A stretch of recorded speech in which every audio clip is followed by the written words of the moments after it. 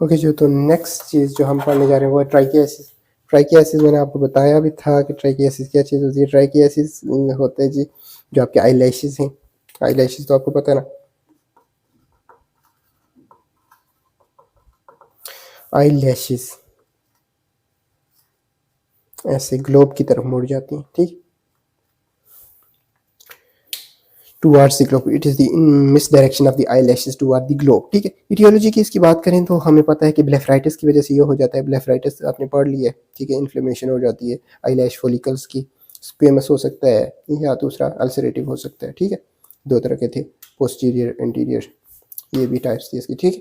तो ब्लेफराइटिस में ये ट्राइकियासिस हो सकती है। आईलिड मार्जिन की इंजरी हो गई, अगर कुछ आपको आइज में लग गया, कुछ इंजरी हो गई उसकी वजह से। ट्रैकोमा, ट्रैकोमा एक आई की डिजीज़ है, उसमें ये हो जाता है ट्राइकियासिस। और उसके अलावा अगर हम बात करें तो ये हो सकती है केमिकल बर्न्स की वजह से, यानी किसी ने एसिड एल्कली वगैरह फेंक दी मुँह पे तो आइज डैमेज होगी तो उसकी वजह से ट्राइकियासिस हो सकती है, ठीक है। इसके क्लिनिकल फीचर्स क्या हैं? क्लिनिक में आपको कैसे पता लगेगा कि भाई ट्राइकियासिस ही है ये? तो पेशेंट बताएगा आपको कि फॉरेन बॉडी सेंसेशन है, उसको सोच रहा है कि इसके अंदर कोई फॉरेन बॉडी चली गई है, ठीक है। एक्सेसिव लेक्रीमेशन हो रही होगी, यानी कि आंसू टपक रहे होंगे उसके आंखों से, ठीक है। और फोटोफोबिया होगा। उसके अलावा मिसडायरेक्टेड लैशेस नज़र भी आ रही होंगी आपको, और वो कॉर्निया के साथ रब कर रही होंगी, ठीक है। कंजक्टिवा रेड हुआ होगा, एपिथेलियल डिफेक्टिव होगी, ठीक है, जब स्लिट लेंस पे एग्जाम करेंगे। और अल्सरेशन हुआ होगा, ठीक है। कॉर्निया का इन्फेक्शन भी हो सकता है मोस्ट प्रोबेबली, ठीक है, क्योंकि ज़ाहिर है वो रगड़ खा रही हैं लैशेस बार बार। कॉर्निया के साथ तो कॉर्निया में इन्फेक्शन, इन्फ्लेमेशन वगैरह सब मिल सकता है आपको। कॉम्प्लिकेशन की बात करें तो इसमें कंजक्टिवाइटिस हो सकता है, और क्या हो सकता है जी,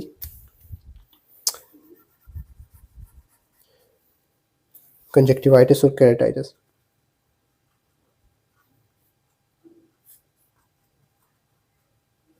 केराटाइटिस कहते हैं जी कॉर्निया की इन्फ्लेमेशन को, कंजक्टिवा की इन्फ्लेमेशन को कंजक्टिवाइटिस, ठीक है। ये दोनों हो सकती हैं। ट्रीटमेंट इसकी यही है कि एपिलिएशन कर सकते हैं, लैश के फॉलिकल से पकड़ के उसको निकाल दें फोर्सेप्स के ज़रिए से, ठीक है।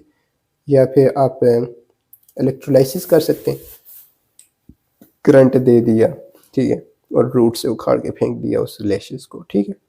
क्रायोथेरेपी है सब, एक इंस्ट्रूमेंट होता है ना जिसके ज़रिए से आप फ्रीजिंग टेम्परेचर देते हैं लैश फॉलिकल्स को, तो वो वैसे भी जो है ना डैमेज होकर निकल जाती है, लैश ही ख़त्म हो जाती है, तो वो मुड़ेगी किधर, ठीक है।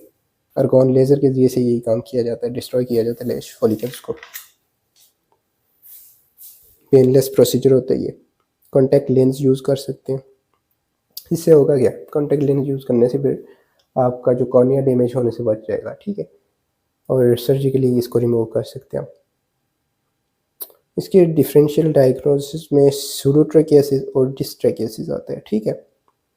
सूडोट्रैकियासिस का मतलब है कि सेकेंडरी टू इंट्रोपियन, यानी इंट्रोपियन हो गया एक पेशेंट को, उसकी वजह से लैशेस अंदर की तरफ मुड़ी हुई हैं और बंदा सोच रहा है कि नहीं इसको ट्राइकियासिस है, हालांकि उसको हुआ क्या हुआ है, इंट्रोपियन हुआ हुआ। इंट्रोपियन हम पढ़ेंगे नेक्स्ट, ठीक है।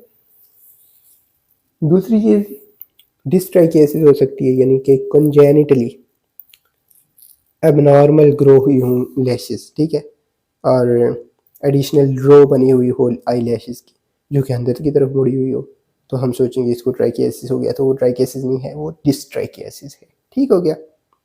वो भी इसी तरह कॉर्निया और कंजक्टिवा को इरिटेट करेगी। नेक्स्ट हमारा टॉपिक है जी इंट्रोपियन।